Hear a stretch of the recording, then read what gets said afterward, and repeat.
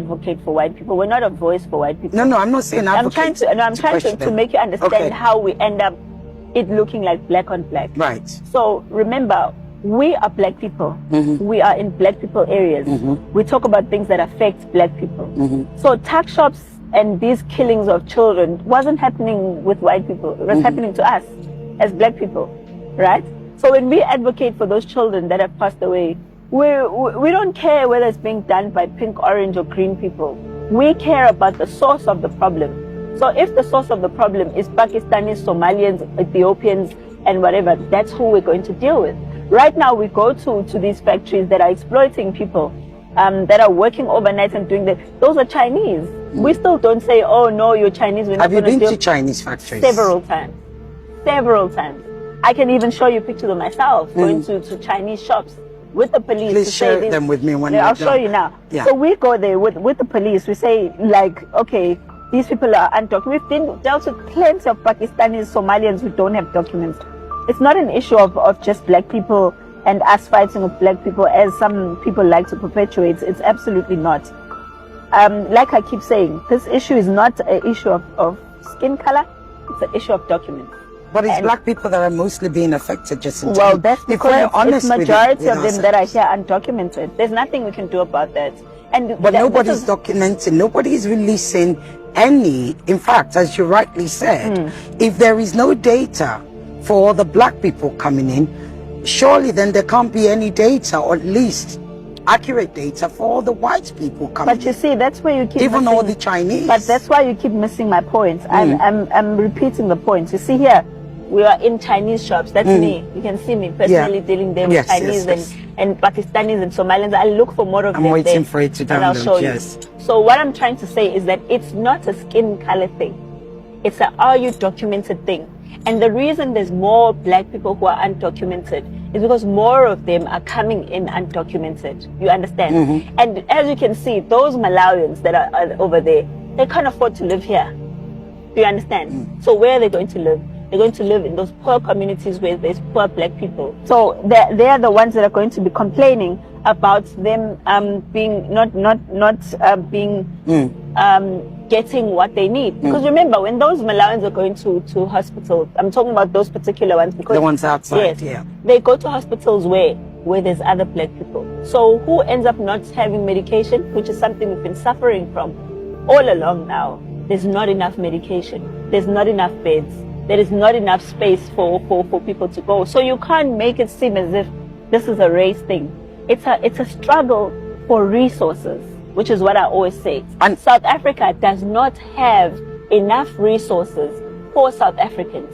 Then comes Malawians who are having problems with their own governments. We understand they're poor, they're sad, and all of that. But now, it's not white people that are going to be suffering when they don't have beds in hospitals. White people are fine. They don't have to deal with them. They're the ones that probably even keep them and treat them like slaves and will make them work 10 hours or 15 hours a day and pay them 100 rand. You know, white people are the ones that are benefiting from those Malawians. But look at where they are now, displaced, because they don't have money to go home. Who is not paying them the money? The people that are employing them. So this is exactly what we're saying, that we cannot have a system that glorifies modern day slavery just because we're saying it's black people. It can't be. Because remember, those same white people that you guys are saying we must fight against are the same white people. They come here and they worship and they treat like gods while we're trying to fight them for a minimum wage. How do you think we're going to get the minimum wage if they're the ones going to white people and replacing South Africans as the modern day slaves? It's not going to work. So I feel like it's a one-sided thing where you're thinking that we're fighting you because you're black. But no, you're the one setting us back as South Africans because we're black. Because if you're black and you're coming to go and compete with white people then, so that we can see that you're not fighting with other poor black people. Go and compete with white people. Why not? In that case, I have to ask, how many black people actually, I'm talking about South Africans, educated South Africans, how many of them actually compete with white people for high-paying jobs, for highly skilled jobs, for professional jobs? How many of them? You see, the problem... I'm just going by what you're saying. No, I'm hearing, but that's a different conversation altogether. Why is it? Because these are two different classes that you're comparing. Actively, like dedicating their time and their energy and their efforts, some even on YouTube channels, some on Instagram, some on TikTok or Facebook, whatever it is, or whichever platform that you're using, to try and bully South Africans into believing that them asking for their laws to be enforced, or them asking for South Africa to not be as lawless as it is, and foreign nationals just doing as they wish, is actually Afrophobic or xenophobic, or whatever it is, the terms that you guys use. I have a message, that this time you're not going to bully us. You're not going to tell our story on our behalf, especially people who are not even in South Africa, don't even know half the things we have to put up with. And if you spent your time looking and reading at the comments from foreigners who tell us to our faces that they're not going anywhere, then you would know that this fallacy that you guys are creating of us being xenophobic is not real. Because what kind of foreign nationals tell people of that country that they're not going anywhere? We will continue to do as we please, etc., etc.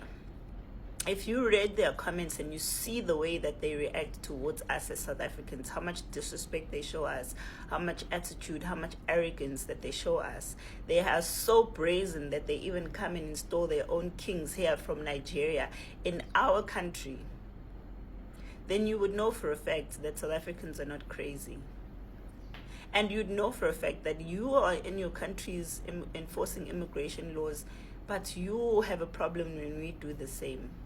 The only thing here is that South Africa has been a country that knows that human rights are important over all African countries.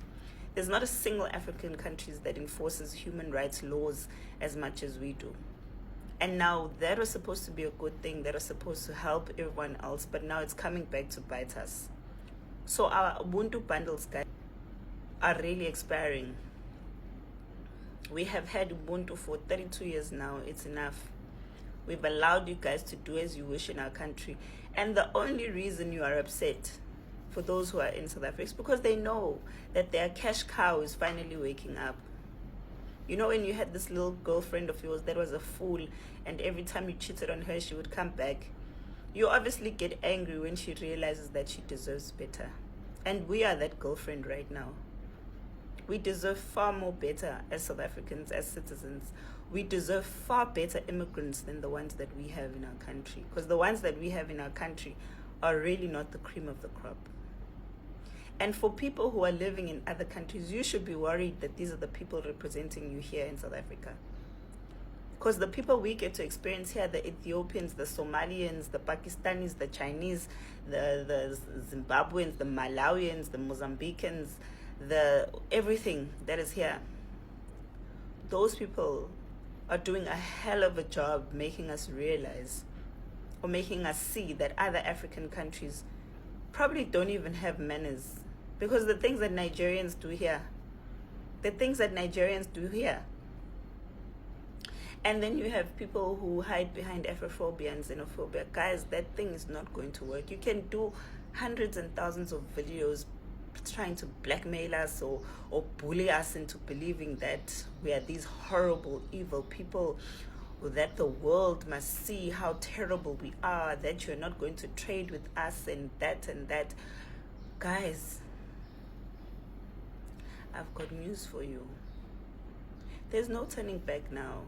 We have had enough. We've tolerated it for years and years and years.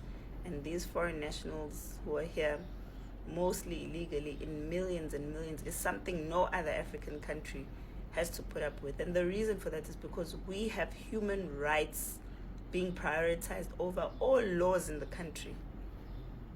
And that's why now, as citizens, we're standing up for ourselves, because our government is too busy stealing money to notice what the things that we're going through. So we're not going to tell people, stop looting, stop securing your businesses in Africa and focus on us, because they're not going to do that. They're going to continue. And I think the honest question that you as African countries should be asking yourselves is, with all the problems that you have in your country, some of you are electing the same 90-year-old to come and be your president. Some of you have got terrorist groups taking over.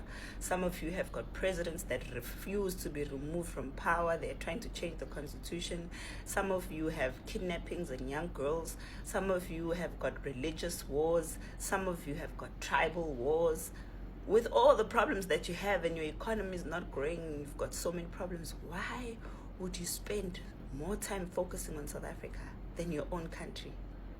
I honestly don't get, where is the pride gone in African countries? You guys are obsessed with South Africa, and it's not healthy. You can't be angry that a country and its citizens are demanding for their immigration laws to be enforced. That is not normal.